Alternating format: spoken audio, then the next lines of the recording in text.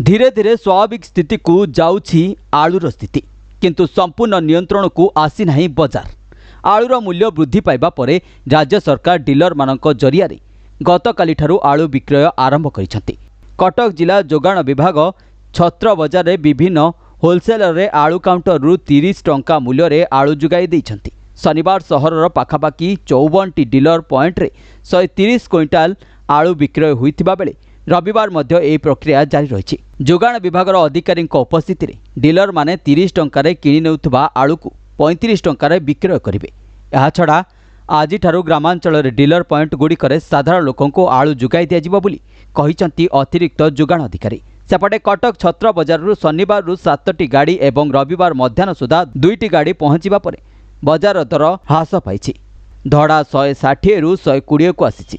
रविवार आलूर होलसेलर दर 32 टंका थिबा बेले खुचरा बजार रे 40 टंका विक्रय करा जाउछि। व्यवसायी संघ संपादक कहते आलू आसीथिले भी स्थिति संपूर्ण स्वाभाविक हुई नहीं।